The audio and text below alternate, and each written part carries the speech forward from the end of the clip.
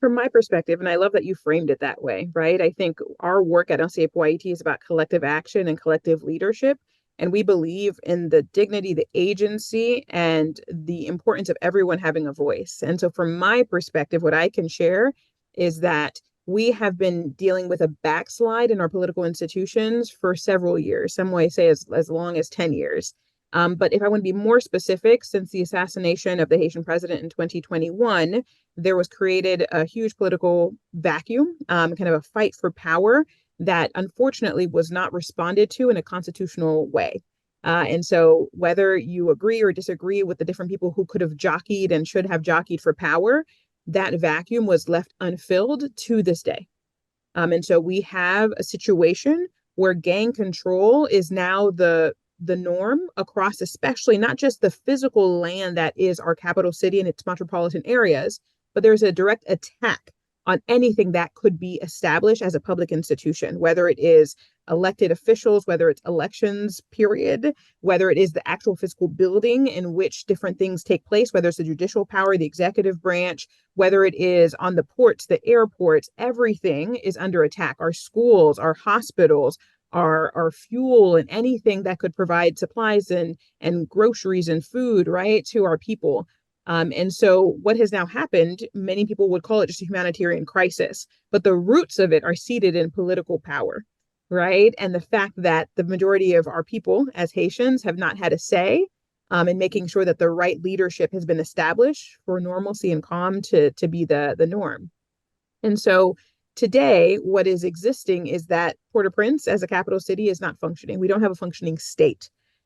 And yet, two things can be true at once.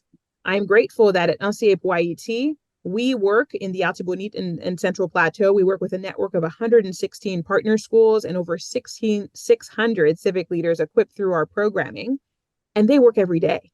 They are the freedom fighters who are in classrooms, in neighborhoods, in different sectors of our society, working to make sure that there is not a vicious cycle that continues. They're trying to make sure that we return to the assets of our culture, our identity, what we truly know to be kumbit and leadership, so that we have a different conversation 2, 5, and 10 years from now. And so I say two things could be true because the 2024 headlines about what's happening in Port-au-Prince are important. We do need to let the world understand what caused and what continues to transpire in our big city and in our capital. And at the same time, too, not neglect or ignore all of the leadership that is happening from the grassroots and upper levels that's taking place outside of the capital city to make sure that we are having a different conversation and not losing hope in what is possible when our people truly come together and are given the resources and are given access and are truly heard, right? It's one thing to say, please help us understand what's going on. It's another thing to actually listen to the voices of those proximate to the issues. I just want to finish by sharing an incredible statement by activist Glenn Martin, who said those closest to the problem are closest to the solution, right? And if so many people want to come and stand in solidarity with the Haitian people, I think step one is making sure we do not overlook the agency of those who are closest to identifying and putting in place the right solutions for generational power and wealth and real liberation, right, to become a reality. And I'm prefacing by saying that I just came back from Haiti because I do want people to understand that the two stories can exist at the same time, right? So that Port-au-Prince is in fact can be burning, and it is and the issues in Port-au-Prince is severe. And at the same time, there's a lot of development and work and so on that is happening in other parts of the world, right, as well. So just to give an example, so I flew from Miami to Okap to attend a meeting in Okai because there's a whole movement around the building of an international airport in Okai right now. And there's been lots of meetings and conversations around that, wanting to make sure that happened. But that's important to understand. That means I flew to Okap, and from Okap, I flew to Okai. Now, many of those who may be listening to all of this may remember, this is not new for us. The North and the South used to be connected historically. We used to be able to be connected in this way. And then the decentralization didn't happen. We know that with the Duvalier region, we begin to see a level of centralizing at the Port-au-Prince area and so forth.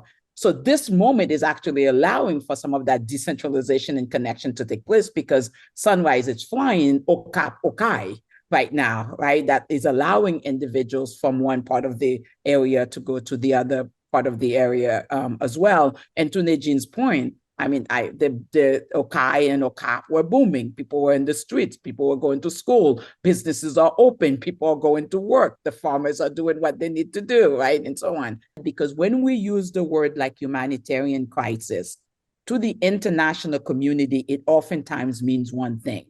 So if it's humanitarian, it must mean people are hungry and I need to send food and I need to send X, right? And so on, and not necessarily recognize that there may be local products, as we just see, that people actually have the pitimi ola, the lamb veritable are there, the yums are there, the bananas are there, and that, of course, there's the sea that's also producing fish and so forth. We tell people all the time, IT as a land provides everything we need in order for us to survive, right, in Haiti. And we don't want people who are watching this or listening to this think that this is the time for us to be sending food to Haiti in such a way, because again, these things continue to destabilize the economy of the country in terms of places that are absolutely are in fact selling pitimi and other things as well economically in the country.